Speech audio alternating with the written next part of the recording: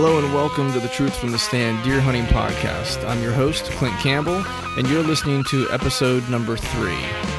Today, we'll be talking hunting stories, sound concealment tips, strategies, and products with Adam Lewis, founder and CEO of Sound Barrier and SoundBarrierHunting.com.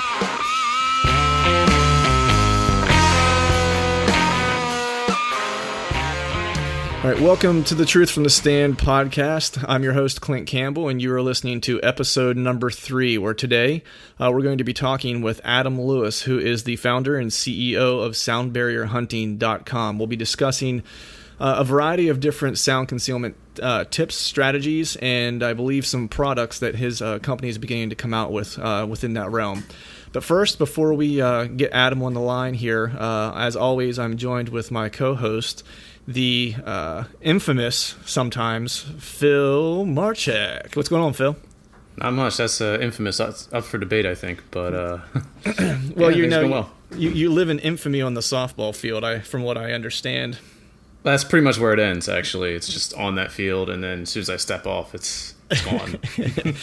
Yeah, I know the last time you and I talked was right before the 4th of July weekend, and if I'm not mistaken, you had a big birthday this weekend.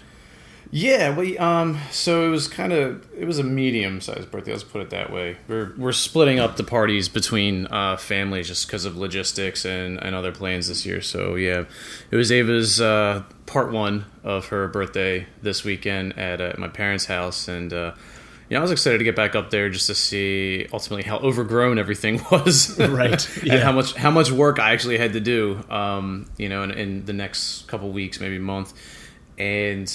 So I go to get the quad out, and my dad was saying, I couldn't get to jump, I couldn't get to start, and he was all worried about it. I was like, Dad, did you turn the fuel line on? And he just looks at me and, curses under his breath. And yeah, these damn combustion engines with their fuel needs. Yeah, so I go down, and I see, both the front tires are low, they got to be pumped up. I just pull it out. I go to start it, it's not starting. I'm like, wow, maybe he was right. And I look at the fuel line, it was like, it's on reserve. So that's weird. And then I literally look into the fuel tank and it's empty. Just bare, bone stark, dry. Yeah. That's not good. So, yeah, that's never a good sign. Yeah. But at least it's not like a seized piston or something. It's right. A quick fix. Right. Yeah. Yeah. I've ruined a few ATVs in my day. I got one stuck under the water, which was great. Yeah, I was a kid. I was tearing through a stream and the bottom dropped out right where I wasn't aware of it, and I rolled the 3-wheeler, and this is how old we are, right? I had a 3-wheeler. Yeah. So I rolled the 3-wheeler underwater, and then I think I was 11, maybe, so I had no understanding of mechanics and combustion engines. So, being 11, the best case scenario would have been to leave the 3-wheeler running underwater and hopefully it just stays on, and then go get my stepdad and, try to pull it out. But I thought the smart thing to do would be to shut it off. So fill up the engine. Yeah, with water, So we filled up the engine entirely. That's not the first run-in that 3-wheeler had with the water. It actually fell through ice in a pond and was pulled out as a block of ice. Yikes. Yeah, that wasn't me. That was my stepdad that actually did that one. But since the last time you and I talked, I didn't have any. I stuck around the Philadelphia area this weekend. Anna had a play, so I was at a little kids musical yesterday, which was absolutely lovely. It's super cute, but quite a disaster. Super cute disaster. Yeah, it's a super cute disaster. And then the other part of this weekend, I've been kind of truck hunting. That's right. Yeah, I heard you were talking about that. Yeah, or thinking it through. Which is, I hate shopping for cars in general. But we'll leave that for a topic for another time. But over the 4th of July weekend, I did make it back to the farm and got to pull some camera cards. I haven't shared any pictures or anything yet on the site or on social media. Reason being is a lot of the pictures that I got weren't of stellar quality. You kind of have to, they're kind of far away. You have to really zoom in to get a look at what you have. But there's a few that we have that are showing promise. So I'm encouraged by that. The one looks to be like he could turn into something nice. He's looking like he's probably an 8-point now, but super wide, super high. Definitely beginning to get a sense of buck fever recently with all the the velvet porn, if you will, that I'm seeing on social media. You know, it's so soft. It's it's so soft and it's so nice. You know, but there's always a sense of disappointment, maybe even sometimes. I'm not sure if that's the right word, but you know, I see some of these guys that are, you know, there's one guy in particular that I talked to on online social media. He follows the blog and the podcast. Really good guy. Lives in Iowa. Hopefully we'll at some point have him on here to tell us some of his hunting stories. But you know, he and I chat quite a bit, and he shot me some velvet pictures that he just pulled in terms of camera. Oh man, it makes me want to cry a little bit on the inside, because it's like I'm looking at him and he's, you know, we were talking about what we were trying to age him essentially. You know, this time of year it's really hard to kind of to age to a degree, because, you know, all the deer are just kind of thin. They got their summer bodies on. They're not really, you know, they're not in that rut phase where their necks are all blown out looking like a hoss. So they're kind of tough to age. But he sent me 4 pictures and he was like, what are you thinking, you know, for age on these things? And we both kind of agreed. The one was a 2-year-old, but I mean, it was a 2-year-old that was an 8-point. That in Pennsylvania, I mean, you would have fallen over yourself to shoot that deer, you know. Yeah. And out there, that's just a complete, you know, let it slide for another 2 years. And then there was one that was a 4-year-old that just looked like he'd been drinking PBR for the past 3 years straight, with a big old pot belly on him. You know, where its main beam's as big as my forearm. Yeah, he was a definite hoss, you know, and he made the mention where he was like, yeah, you know, I agree that those are probably the same ages I was thinking of. He was like, you know, unfortunately I haven't found any of the mature bucks that I'm looking for yet, was kind of what he was saying. And I'm like, man, it's like in Pennsylvania, if I missed out of my tree stand, I may attempt to throw myself onto the deer as it went by to try to stop it, you know. But yeah, so, you know, a little bit of envy there. Right. But, you know, that was really all I had going on for the 4th. I did some farm work, you know, did the normal, checked all the camera cards, freshened up mineral stations, mowed the clover field, as that seems to be like a bi-monthly occurrence for me at the farm. The other exciting thing, I know I told you, but I don't know if I shared it on the podcast or not, that I did finally get my license for Ohio. So yeah, you did. I think you did share it on the podcast, or no, you said you were going to. Yeah, I thought so. I finally did that. I locked that in, so I'm locked in for the Ohio trip. I now just need to figure out what the dates are that I'm going to head out there and do some scouting. Haven't quite figured that out yet, but the big news for me this past week, and I won't share a ton of the details, quite honestly, because I don't have a ton of the details yet, and I don't want to count chickens before they're hatched, so to speak. But, you know, while I was home on the 4th, like the big unveiling was I went to the local racetrack and was hanging out with my cousin. We were having some beers around the tailgate, and we were just talking about you know, hunting and stuff. And he's a big time bow hunter and has been, you know, all of his life. And he takes I won't say a ton of trips, but he usually makes like 1 or 2 trips a year. And he's a straight DIY guy, where he does everything DIY, which is awesome. And he goes, you know, last year I think he went to Kansas and hunted, and he saw some nice bucks, didn't get anything. And then he goes, if not yearly, he goes, you know, every other year to Montana and chases elk in September. And we were kind of talking about that the last time he was out, which I think was last year. He took a nice bull, and it's all public land DIY hunt. And so we were talking about that, and I was mentioning how much I'd like to go do that. That's just one thing I haven't had a chance to go do yet. And you know, it was, you know, he had mentioned, you know, maybe you should tag along sometime and, you know, go out with the group of guys he goes out with. And he was showing me some of the pictures on his phone from him and his buddies last hunt. And he was telling me the guy's name, and I'm looking at the pictures. I'm like, man, this guy looks awfully familiar. And so the races are over. We say goodbye. You know, I didn't get to see him the rest of the weekend, but, you know, we text quite a bit. Mm-hmm. So Sunday comes around, and I go to this 4th of July party with my mom, and there's this guy that's there we're playing cornhole, and we're standing there talking about elk hunting and just hunting in general. And this dude's a big time hunter. I've seen him out at, you know, my parents' friends' barn, you know, that's basically a man cave where they have these barbecues and such. He always has like a Matthews hat on, or a Matthews shirt, or, you know, he's just a big time. Yeah, he's just a big time hunter. And I know that about him. All those guys that we hang out with out at that barbecue are big time hunters. And we started talking about elk hunting and whitetail hunting and stuff like that, and he was really kind of going on about his whitetail hunting, mentioned that goes to Montana every year, and he goes out with a friend of his, and started showing me pictures of like their hunt, right? And I'm looking at the pictures, I'm like, man, these look almost like the pictures I saw yesterday. And he was like, yeah, I go out and I hunt every year with a good friend of mine. He's like, and he told me the guy's name, and I looked at him, I was like, that's my cousin. And I was just talking to him last night about going to Montana, and he's like, no way. So we might have had a couple beverages, so the conversation was very broken and choppy. Yeah. So it basically came out, oh, you hunt, me too, elk, yeah, Montana, we should do that. Yeah. So didn't think anything of it. I left, and then Tuesday morning, because I was off on Monday, Tuesday morning he calls me. I'm in the middle of a meeting at work. My phone rings. I see my hometown area code, so I pick it up, run out of the meeting because I didn't know if someone needed something back home. And it's him calling me saying, hey, man, it was good talking to you the other night, talking about elk hunting. You should totally go out with us. I'm always looking for a guy. In? I'm always looking for a guy who's like in shape and can run the mountains with me. And, so I talked to him for a half hour and skipped out on part of that meeting. And so, yeah, so now it turns out that, I talked it over with the wife and stuff, and it looks like I'm going to be, not this year, obviously, but next September, I'm going to be going to Montana for a public land DIY elk hunt with those guys. Solid. Yeah, so I'm pretty pumped about that. And those guys, they do it the way I've envisioned doing it, which is, they drive out there, they take a canvas tent with a wood burning stove, they set up shop, and along a ridge. They've been going out, I guess, for about 6 years now. I think this year will be their 7th year, and someone in the party every year gets an elk. They stay out there for 2 weeks and chase elk for 2 weeks in September and just and hike the mountains every day and and try to get it done. So I mean that's the experience I've been really kind of looking for. That's awesome.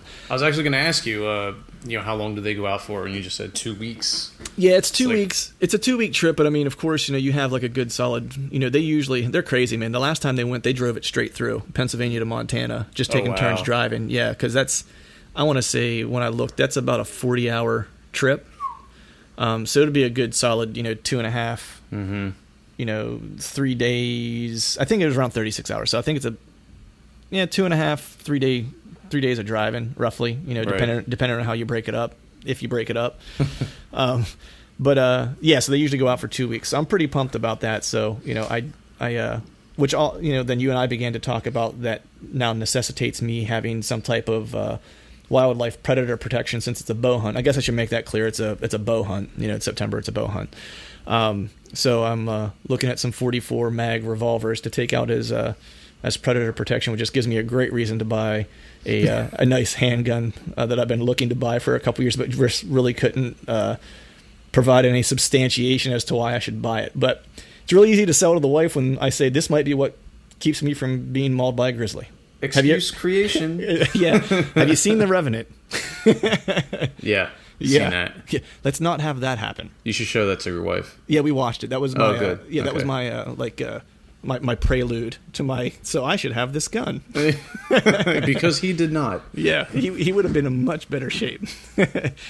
But our goal here today, or the topic at hand today, is really sound concealment, and we're going to, as I mentioned at the top here, we're going to be talking to Adam Lewis. So I think at this point seems like a good time to go ahead and to give him a buzz and get Adam on the line here and talk about sound concealment and see what those folks have to offer us in terms of tips and strategies. And I know they're starting to come out with some products as well, and looking forward to having this conversation. Adam's one of those guys I've talked to for a little while online.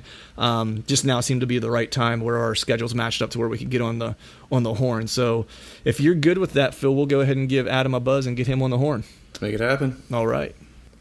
All right, we're back, and we're joined by Adam Lewis from Sound Barrier and SoundBarrierHunting.com. Want to thank you, Adam, for joining us. I know that we had a little bit of a technical difficulty and a delay. The podcast has been a little bit of a long time coming here between our technical difficulties and getting our schedules aligned, but I appreciate you hanging in there and making some time to chat. So how you been? Been good, Clint.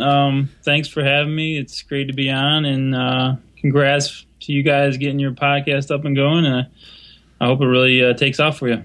I appreciate it. Yeah. And like I was saying, it's been a little while coming for us to get together. And, truth be told, Adam was aware of the forthcoming podcast before most people did. We started this conversation, traded some text messages and some phone calls.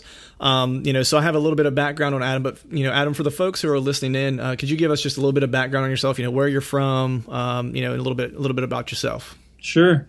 Well, I grew up in Michigan and grew up around a hunting family, around a hunting tradition. Michigan has a great hunting tradition, good and bad. The bad part being there's a ton of hunters and a lot of hunting pressure. Right. But the good part is, I grew up around it, and it's, just kind of in the culture in a lot of ways up here.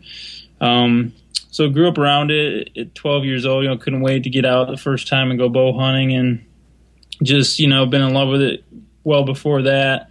And been doing it the last 24 years or so. Learned a lot along the way.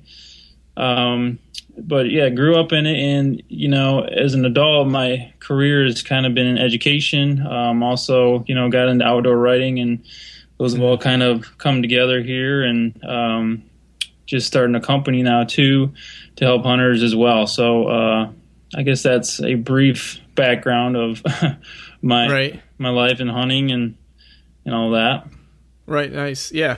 I mean, I know that, during some of our conversations, we talked a little bit about hunting. Even the pre-chat, we talked a little bit, touching on how far I might have to drive and so forth to get to our hunting ground. And I can totally understand growing up in a state with a heavy hunting culture. And I completely agree with you. It's good and bad, has its positive points, which is, it's pretty well accepted, and there's never a loss to find folks, to share the experiences with. But at the same time, that hunting pressure does get pretty insane. But speaking of hunting and just in general, I always kind of like to ask folks, what their 2015 season was like, and I'm going to hope that yours might be a little bit better than mine, which was spent mostly just sweating in some heat in November in a tree stand. How was your 2015 season? It was good and bad. I did some of that sweating too. Right. I did, a lot of sitting in a tree, and that's being out there, right? I mean, that's a big part of the hunt, just going out and enjoying nature. And but I was able to early season, so I hunt in Ohio and Michigan.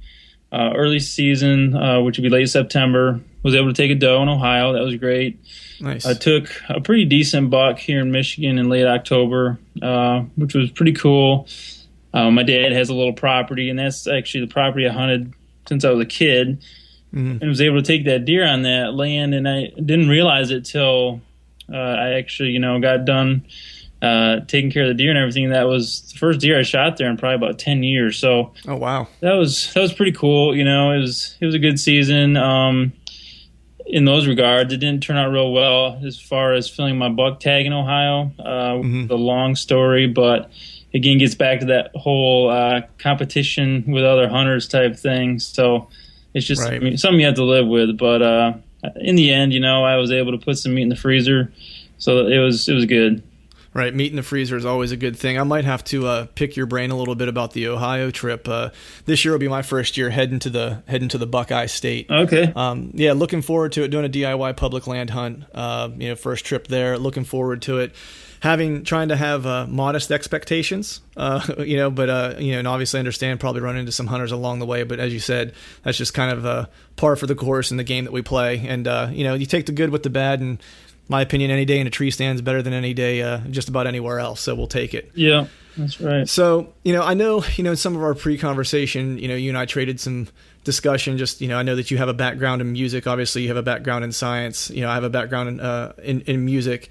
And I was just curious to what prompted you to think about sound differently in the hunting woods, because you would think, at least me, when I think of myself, with a background in audio and music, that would probably be something you would assume that I'd be pretty well tuned into whenever I go to the hunting woods. And it is in terms of what's making noise around me. But I can't say that I'm super cognizant of the noise that I'm making. I'm not focused on it, so I'm just curious to know, what prompted you to think about it a little bit differently. Well, I think it's just a combination of a few things. First, I think I'm just a perfectionist, which can be good and can be bad. You can drive yourself crazy with things. But just, I think, built up frustration over time with having busted hunts, having noises that I've made that I know ruin hunts, or that I really think, kind of ruin a hunt or hunting area. And just that frustration over time. Because really noise is something that I think a lot of people don't think about, because they've just accepted that they're going to make a noise and noises, and sometimes a bunch of noise. And they just hope that it doesn't screw up their hunts. And sometimes it doesn't, and they're successful. But a lot of the time it does, and it's just something that's hard to get around and avoid. So ultimately, it's just been frustrations from, just crunching leaves that we all do, walking in and out, or just noisy equipment, clanging and banging stuff. And just, one errant noise can screw everything up. Right. Was there any one particular instance that you were like, when it happened, you were like, look, I had this experience, and this is the straw that broke the camel's back? Yeah, I would say there's a few. One I can remember in particular. I do some public land hunting, and because of a lot of the pressure, there's some good deer on public land. They're just very hard to hunt, and you have to get pretty much right in on top of them, right in their bedding areas. And so I was removing a stand back in this deep in the woods in this bedding area. They're removing the stand, and something clanged the stand or the stick or something, and probably about 40 yards away, I never saw it, but this really big heavy deer jumped up and ran off. And it was just just had that sinking feeling, knowing that, okay, I kind of messed up that area. That deer, I assumed it was a buck, right, is now going somewhere else and have a new home. Mm-hmm. And so it's just that frustration. I was like, okay, what could I do to change this? What can I do to get past this big problem of making noise and, that screwing up hunts and decreasing success? So, right, and that mention of that heavy deer, it's, for folks who've deer hunted, long enough, it's, you get accustomed to hearing a deer's, footprints or hoof prints coming, and I can't really tell the difference until I hear it, but a buck definitely makes a distinctively different sound, at least in my mind, when it's approaching than a doe. So it's like I don't doubt for a moment that what you heard was probably spooking a buck out of his bedding area that day. At least in my mind, and it was right. Just enough to really just push it over the edge, and you're just like, okay. And I think everybody has to get to that point when it is dealing with sound. We'll talk about this, but you get to the point where like, okay, this is a problem, and I need to do something about it. You reach that breaking point, right? And we all do, and we have to make a decision to, okay, somehow come up with a solution. And so that's kind of where I got, and that's kind of what got me started with coming up with tips and writing articles about it, and also, developing some products to help with that too. Right. So, I have a piece here that I want to get into here in a couple minutes where I want to kind of walk through some of the sounds, but, there was something I was watching through or listening through and watching some of your videos, and obviously was spending some time on your site, learning some, taking some tips for myself selfishly, but obviously a little bit of homework, getting ready to talk to you. So I come in with some knowledge. But I was curious in terms of what types of things impact sound, right? Because I know just from like an audio perspective, if I were miking up a drum kit, the different types of baffling and stuff like that you can do can heavily impact how something sounds, or the ambient temperature in a room, whenever you're working with instruments, can impact sound and so forth. So I'm curious if these things play a role also in the hunting woods, and if so, what are some of those things, whether it's temperature, wind, etc., and what type of influence do they have? Yeah, I mean, they make a big difference. Under calm, perfect conditions, a really crisp morning, those days that we want to be out hunting where it's nice and chilly, those days, obviously, sound is going to travel the furthest, and those are the days we want to be out there, and they're also the hardest to get out to your stand and to be quiet, because noises can travel so far. Right. But there are a lot of things that do affect it. Wind direction, temperature does. Just topographic features, hills and things like that, foliage, and just how thick, woods or brush or different things might be. Those all can affect it. So it's really hard to make very specific and, comments or talk about sound, and every time it's exactly like this because there's so many factors, but there are generalizations you can make about it, and how far sound can travel in deer hearing that, just based on physics of sound and those type of things. So yeah, a lot of things can definitely affect it, but we can also use some of those things to our advantage too, when hunting, to again fool a deer and be unheard by deer. Right, because I think I don't want to speak for you necessarily, but I think what you're kind of talking to, and this is one of the things that I found kind of interesting. It was one of those moments where it might actually be a bit of a game changer for me coming up this coming season, and it was talking about cover sound. We use cover sense and so forth to try to hide our scent from deer or eliminate to a degree our scent from a deer's nose. But whenever you started talking about cover sound, it made me kind of stop and think, because I was like, wow, there's plenty of cover sound around where I hunt, and with heavy ag land, especially if you're moving midday, because there's plenty of farm work and ATVs and tractors and stuff running to where I could use that to my advantage. And it really never dawned on me until I listened to one of your videos or was watching one of your videos, and you had mentioned that. Can you speak just a little bit about cover sound and how you might be able to use that? Sure. Yeah. So, through this process, I kind of came up with these different, what I call rules of sound concealment. And it's just, like you said, you have scent concealment. We've all used that before, cover sense. And we can do the same thing with sounds, with noise that is in the environment that we can use to cover noise we make. It's sound masking, right? Right. We have camouflage for ourselves. We can camouflage sound we make too. So cover sounds are really everywhere, and I'm sure. I'm guessing this, but I would think Indians would probably use this back in the day. And it's really being in tune with your environment. So examples of this, some are extreme and some are very subtle, but an extreme example would be like wind. On a real windy day, we probably all realize this. You can sneak in and out really easily, because wind blowing through leaves, blowing through trees makes so much noise that it really will mask a lot of and cover a lot of the noises we make. Right. So that's a good one. It might not be the best to hunt in, but especially if you're hanging stands, like you find a good spot, you want to get in there and hang a stand, but you don't want to screw it up, because you're going to have about, that first hunt is your best chance.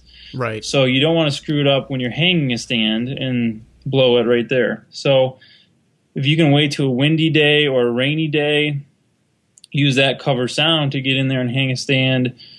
That really helps a lot to conceal and cover noise you're making. So that'd be a cover sound.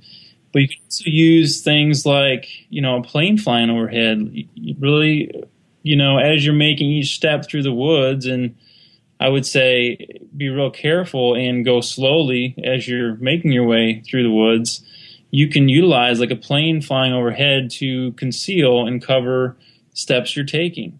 And just those little things can go a long ways to really increasing your stealth and your success at the end of the day, because of it. Right. Yeah. I mean, I 100% agree with you, and you're probably right there. Where the Native Americans probably were using this cover sound, for their hunting tactics and so forth. And I'm 100% going to employ it this year, minus the loincloth probably, unless it depends. Yeah. If we have the heat we had last year, I might bust out the loincloth. Go with it. Yeah. So, whenever we're talking about sound traveling, some of the stuff I was, looking at on your site that was really interesting was just the distance that some of these smaller sounds make. Like some of the examples I remember you kind of sharing in some of your tip segments was things as simple as zipping up a zipper on your jacket, or buttoning a button on your jacket, or zipping a zipper on your bag. And the type, when we hear it, we don't think of it being all that obtrusive. But whenever I was looking at the scales or the charts that you share on your site, it's pretty astounding how far those small sounds travel and how much impact they can have. Can you just talk a little bit about some examples of certain sounds that you guys were testing and doing research with, and how far those sounds project? Yeah, we tested a couple dozen what we call hunter noises, which are just typical things that hunters are gonna make in the woods, whether it be crunching leaves, breaking branches, or clanging typical equipment like tree stands and stuff. And we really looked at, okay, how loud is this and how far can this travel? And really, the distance it travels is really just a physics equation that you can plug in and figure out. Right. It is going to, like we said, it is going to depend on conditions. So, this is looking at under calm, clear conditions where there's a low ambient noise, which would just be background noise. So perfect conditions, noises can travel real far. And so we found things like, for example, a zipper can travel over 100 yards. And again, how close do we really hunt to deer? A lot of times we're pretty close or closer than we think to deer. And so that can make a difference. Things like, let's see here, walking in dry grasses or leaves, things like that can travel over 250 yards. Dry leaves dry leaves up to 500 yards. And you might think that is, wow, does it really travel that far? But if you really think about it, when we're out in a tree stand on those clear days, even at night, like when we're walking out, like you can hear neighborhood sounds. If you hunt near a neighborhood or anything, a road, you can hear those an awful long ways. I know I've heard things half a mile away that aren't really that loud, but they can really carry. And so when we're making these noises that we tested, are 70, 80 decibels in our hunting area, things like if you clang a piece of metal like from your climbing stick, that could travel half a mile. Right, you might as well be standing there ringing a bell. Right. And so the big ones obviously matter, and we probably, everybody would cringe at those, I would hope. But even the small ones, like a zipper, like a button, that can travel 100 yards or so, those can matter too, because deer are so in tune to their environment, and when something odd is there, like they know, and they're not gonna really tolerate something that shouldn't be there. So right. Yeah, I mean, it's incredible whenever you say some of those distances. Like, for example, when you mentioned the dry leaves, 250 yards. I mean, if you're coming into a tree stand and you're sitting, 150 yards off of a food source, and those deer happen to be in that food source when you're coming in, I mean, you've already blown them out before you've even gotten your stand. A button, it's every guy in a tree stand has gone through this. You're sitting in your stand and have to go to the bathroom. You think, all right, I'm going to go now. If there's a deer 100 yards away from you, that zipper's blown him out. Could, and right. Again, there's, different conditions, but, it's the idea that these things do matter. Right. And they can make the difference in a successful hunt or not, or, ruining your area or not for the season. So the really important things to keep in mind of, and I guess just make us all aware of how important that is. And we probably all, if you think about when you're out hunting and you are observing deer, and a lot of times you'll see them look somewhere, but you don't know what they're looking at, but obviously they've heard something. Right. And then, a few minutes later, another deer comes, or, whatever it might be, you finally see it, and you're like, wow, that deer heard that. And so think about that with noises that you make. Right. The ear is a real trigger to them. And I wrote a whole article on this about it's a trigger sense that really triggers their eyeballs. Wow. And so it's super important that we don't make that noise, and then we can get past their ears to have a chance, Right. Yeah. As I know, you and I kind of talked, even, prior to the podcast, and just, that's 1/3 of their defense mechanisms. And we're really leaving 33% of our success up to chance, right. Which, most people wouldn't take those odds with just about anything else, so. Right. The one thing I wanted to do that I thought might be fun and interesting is just kind of take a walk through the woods with Adam Lewis, if we will, just to kind of see at the different stages of a hunt, what are some tips at those different points that we could employ to help with our sound concealment and reduce our sound. So one, let's just kind of imagine for a moment that we're going on a hunt together and we're getting out of our truck, because one of the things that drives me crazy is whenever guys get out of a truck to go hunt and they slam the car door. It's the one, it's one of those things where it's just like I cringe. I'm like, all right, so we spent all this time scouting, checking cameras, and it's like 5:00 in the morning. We're just going to go ahead and slam the car door, outside of where we're trying to enter the woods. Yeah, we don't want it to be too easy, Right, so we want to give them a fighting chance, I guess. So that's just, at the truck, we're getting our gear out. Obviously, that's kind of a noisy thing. You're pulling stuff out of the bed. So are there any tips just for like that first initial, like let's not screw it up while we're still in the parking lot moment? Yeah, I would say the prep starts now. Like we're in the middle of summer, and, I'll give a little plug for a product we just came out with, but you have to prep your equipment right now. You have to think ahead of these things, like what you're going to do when you pull up there, when you pull out your equipment, as you're walking in, and even before that, when you're hanging these stands, how are you going to be quiet? And I think that's a big part of it is just mentally preparing ahead of time and preparing your equipment. So, we have these products that we just came out with. One's called Buck Bumper, one's called Buck Bumper Thick. And they basically soundproof your equipment because you are going to make contact with them at some point. Right. And when you do that, and it's metal equipment a lot of times, or plastic that's hollow and echoes, it's that noise is going to travel a long ways. It's unnatural, and that could be the little thing that makes or breaks your hunt. So I think it's preparing ahead of time. So soundproofing your equipment, thinking about going through all of it.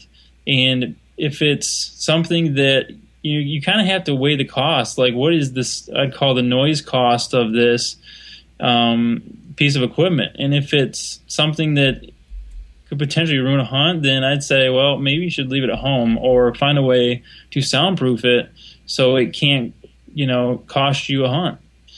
Or your whole season really is what it gets down to. Right. Yeah. I mean, it's you don't want to blow up the spot before you even get a chance to see what might be waiting in the timber. So let's move from the truck and let's talk about any tips or suggestions that you have once we start entering the woods, because this is something that I think probably everybody struggles with. Once you hit the timber, it's like you can do the prep at the truck or pre-season with your gear and so forth, but what are some things you can do whenever you're entering a stand and you're in the timber and in that environment to reduce your sound? I know cover sound was one thing we talked about, but what are some of the other things that you can do to help reduce sound on the entrance into your stand? Yeah, I mean, cover sound's a big one, being in tune with your environment, and right along with that is sound concealment rule number 3, which is go slow. Like a lot of guys get there too quick, and this, just from, if you think about it, you're going through leaves, you're going through potential branches and things that are underfoot and that are scraping against you, and the faster you go, the more opportunity you have to make mistakes, like break a branch, and you're making more noise by doing it faster anyway. So one rule I have is go slow, and I call it the Rule of Halves, and basically take the time that it takes you normally to get to your stand, let's say it's 10 minutes, and double it. So take 20 minutes. And by doing that, you can generally decrease the noise you're making by about half because you're being more cautious. You're not, you're looking at each step as you go in and really saying, okay, is that going to make noise or not? And you're picking your steps well. Hopefully you have, kind of a blazed trail that's down to dirt, but sometimes we can't do that. So you're really picking each step and taking the time to really think about those and plan those ahead as you're walking in. And by doing that and also slowing down each step, you're decreasing, the amount of impact you have. For example, as you crunch leaves, if you crunch a bunch of leaves underfoot all at once, you have like all those individual crunches at one time, and that's going to be louder than if you do it real slow and spread it out over time. It's not going to be as loud. So just some very basic things like going slow and using again that cover sound when it's afforded to you by Mother Nature is going to really decrease what I call your noise footprint, so to say, and don't be in a rush getting in there. Right. Yeah. I mean, it's funny because that was one of the things, I've heard different people's, different takes on how to enter your stand. Essentially some guys say you should just run straight to your stand and get there as quickly as you can and you're going to make noise. But I'm kind of falling to the same camp as you, where for a couple reasons I'm willing to kind of go slower. One is I don't want to make as much sound. And I think that you make a great point there. And I think just in life in general, we're always in a rush. Hunting's one of those things where I don't want to rush. So right. I'm happy to take it slow. The other thing that I know that I saw on one of your, I think it was one of your videos you were talking about, and you even mentioned it just briefly there for a second, which was blazing a trail.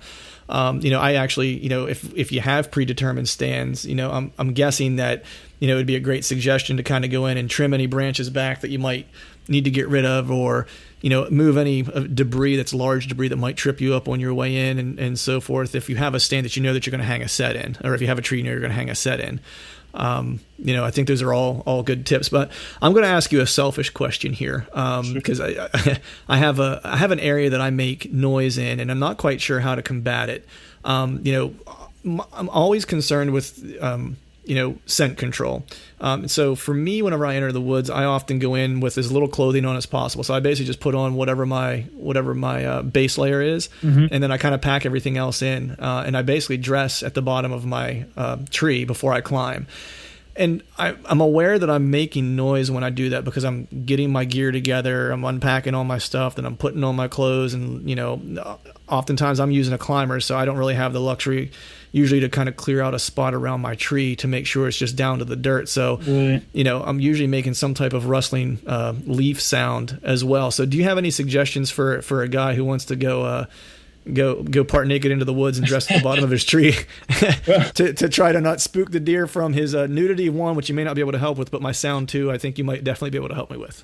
I have a name of a psychiatrist that I no, I mean, that is tough because I do the same thing. I hunt a lot of public land, so a lot of it's, I got a climber on my back and I'm going in and I'm kind of hunting as I go and finding a tree as I go, and and then I'm getting out that night and I might not go back there. So that is tough, and I think that is something that I think I'm going to be continuing improving on. But one thing I do like to do is have a set of nippers or clippers that I can kind of clip things as I go in that could potentially grab my clothing or clang against my stand.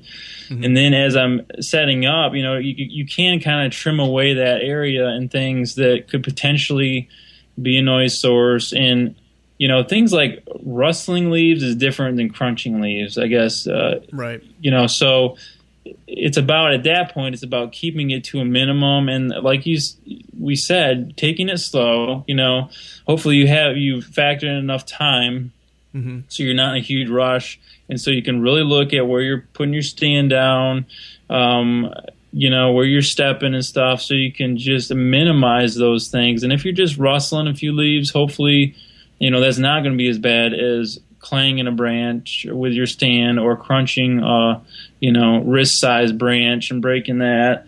Right. I think it's just taking your time and really, slowing down, doing it right, making sure that you're doing that quietly and getting up there as quiet as you can. And you aren't going to eliminate every single noise, but you'll keep them to a much lower level than if you're rushing or not paying attention. Right. So, we're at the bottom of the tree. I'm fully clothed now. I'm ascending. Right. I'm in my tree. So what are some of the sounds that we as hunters are most guilty of when we're in the stand? So say, we paid attention when we were at the truck. We did all of our preseason setup of our gear, making sure that we have all the sound deadening devices that we can have. We got our buck bumper and buck bumper thick, and we put them on our stands and on any metal that we could think of. And we're up in our tree now. We've done everything right to this point. What are some of the things that are most common that we blow up our spot while we're in the stand when it comes to sound, and how can we do away with, or at least conceal as much as we can those sounds? Well, that's a good question, and that might be kind of specific or to the individual, depending on exactly what you use for equipment and all that. I know for me, I self-film my hunts, And Yeah. so I've got a little extra gear. So I've got a ratchet strap that I have to put on to strap my camera arm up there. So that is a noise source that I really have to be careful with. The ratcheting part and all the metal parts that go along with that. There's a base, there's the arm, Right. You got your bow hanger, maybe. Obviously, your weapon, if you're going hunting or bow hunting, that you can clang on all that stuff. Once you get that set up, you should be okay, for the most part.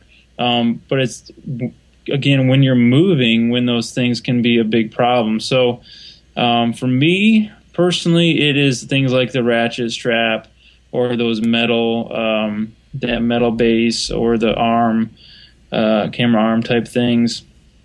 But if you soundproof those, if you have a technique, which I kind of have a technique with the ratchet too, where I kind of hold it and grab it, and as I'm ratcheting it, I don't let it click. So Right. you can learn things like that to, really help yourself out and not just be up there ratcheting away, making a bunch of racket. But yeah, it's about those motions and those contacts. But once you're up there and sit, if you're not moving around, you should be good, and Right. it's about avoiding contact. And when you're up there, I say just sit still. Right, yeah. The one thing you mentioned with the camera gear, it's like I can completely understand there. Last year was the first year that I did self-filming all year, and I definitely noticed that was one of the sources of my sound, because I don't use a ratchet strap. The camcorder I'm using is small enough I actually get away with using a small swivel head and use a 3-section bow hanger that I put into the tree, and I'm able to get away with that. But I carry 2 of them, one for my bow and one for one of my cameras. And when they're in my bag, they do clang together every now and then. And then I saw on your site that you were using, I think it was the buck bumper, just the regular buck bumper, and wrapping wrapping the bow hanger. And when I saw that, I was like, man, problem solved right there. It's like I'll be using my buck bumper this year to keep my bow hangers from banging together and also from whenever I put my head on my bow hanger for my camera, will kind of solve probably 50% of my noise when I'm in the tree stand. So I will thank you in advance for that. You're welcome. Yeah. Yeah. It's those little things. Yep. Yeah, absolutely. So, we've gone over quite a few of the tips, and I know you guys are beginning to put out products to help decrease sound. So I know you kind of mentioned, buck bumper and buck bumper thick, but can you explain those just a little bit more, and if there are any products that we're looking for in the future, and where folks might be able to find some information about that? Sure.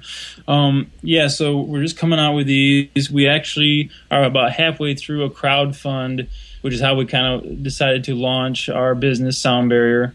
And so we have crowdfund for buck bumper and buck bumper thick. And really, buck bumper is a very simple solution to equipment noise. And like we've been talking, there's so many ways to clang, bang, clunk equipment. A lot of our equipment's metal, and it's not designed to be quiet. It really isn't. There's a lot of hollow metal or hollow plastic, and if you make contact with that, it's making noise, and that has ruined hunts for me. It's ruined hunting areas, and I don't want to take those chances. So right. What you do with buck bumper is this sound absorbent wrap that has a strong adhesive on it, and you can wrap things like bow hangers, like your camera arm, like tree steps, really anything, and it will decrease sound by 70% or over 7%. Wow. By putting that on. And so it's a real quick, easy solution. You put it on at the beginning of the season, and you don't have to think about it. But it can really help you with that. And then buck bumper thick is, just like I said, a thicker sound absorbent strip. It is more for like bigger equipment where you don't want to wrap the whole stand or the whole climbing stick, which I guess you could do, but it's for contact points. For example, on a tree stand, I was just hanging some this past weekend in Ohio, and there's these points on all tree stands where it's metal to metal contact, and as you're putting them up or hauling them or taking them down, they always find a way, as you fold them up or whatever, to clang. They hit each other, and it's almost impossible, especially when you're, up there trying to hang it, and it's a little bit awkward. So you can put this buck bumper thick on those contact points, and it just eliminates the possibility to clang it or bang it. And you can do it for example, tree sticks, where you stack them together. It creates a barrier there, hence our name Sound Barrier. Barrier to sound, and eliminate the sound problem there. So there's one buck bumper thick, more for big type of equipment. You can use it on shooting rails, in a blind, whatever, where you're contacting the gun to the shooting rail or whatever. And then the buck bumper, which is more of the thinner wrap, but they do the same thing. And it's fairly cheap product that can help in pretty big ways. Where there's really no other products out there that are really targeted to do that. So right. I mean, it's one of those things where it's such an easy solution that you're kind of giving hunters, to where it's like you can really do the pre-work or the work in advance of the season, and it takes no time. And just what you mentioned earlier, you're really reducing your sound with those particular pieces by up to 70%. I mean, who wouldn't take that? You know what I mean? If I can reduce my clanging of my hanger, my bow hangers and my camera equipment and stuff like that by 70%, it's like I'll take it all day. And especially it's going to take me no time to apply it, and then I can set it and forget it. I don't have to worry about it, right? So even if you do that, you're helping yourself immensely. Right. And, they can get access to it. Our, like I said, our crowdfund is where we're doing like pre-orders, and we have different packages on there they can check out. But if you just go to Kickstarter.com and search Buck Bumper, it should pop up. Or if you go to our website, soundbarrierhunting.com, or in the homepage there's a link to it as well. And again, through the crowdfund, which I think we have like about 15 more days or so, it'll be a little cheaper. So that's kind of the incentive there. And that's just something we're launching to get going, and trying to help guys out with the problem we all have. Yeah, I think folks should definitely check out your crowdfund and get involved there. It's an inexpensive solution, and like Adam said, you're going to get a deal if you're one of the first folks in during this crowdfund. And your website as well, I encourage everyone to hop on the Sound Barrier hunting.com website. Not only can you learn more about the products and stuff that are coming out, but also I encourage folks to spend some time and look through the videos. You guys have done a good job of putting videos together to kind of explain your various steps of sound concealment. They're interesting listens. Obviously you touch on more than just sound concealment on some of your videos. Find them super interesting. Enjoy spending time on your site. Have to admit I've read or listened through all of them. And my favorite one I think was the one about the ghost. I think we traded a text message or a phone call about that one. That was probably my favorite one. But you guys are also on social media, so I encourage, and I'll put all the links in the show notes for all the sites and so forth. But visit these folks on visit Adam and his company on whether it's Twitter, Instagram, Facebook, and I think you have a LinkedIn account as well, and as well as YouTube. You can see all the videos. But Adam, I just want to thank you for coming on. You're the inaugural guest of the Truth from the Stand podcast. Appreciate you taking the time to kind of share all the information with us. I think it's good information. I'm hoping people jump on the crowdfunding and get you a bunch of dollars in your pocket to get some of this product flying out the door, and hopefully helping some folks have some good hunting seasons and conceal some sound. Well, thanks for having me, Clint. I really appreciate it, and look forward to talking some more. And hopefully you have a good season, and we can chat again sometime. Absolutely. We'll talk soon. Thanks so much. All right, that's it for today's show. We want to thank Adam Lewis for joining us today, helping to share some tips and strategies for sound concealment. Make sure to visit soundbarrierhunting.com and all of Sound Barrier's social media sites, and make sure you give them a follow. All their links will be in the show notes for this podcast. Also, don't forget to download us or subscribe to us on iTunes. You can also find us on Stitcher and Google Play. And if you would be so kind, please leave us a 5-star rating on iTunes. We would be much appreciative of that. Until next time, y'all, take care. Thanks.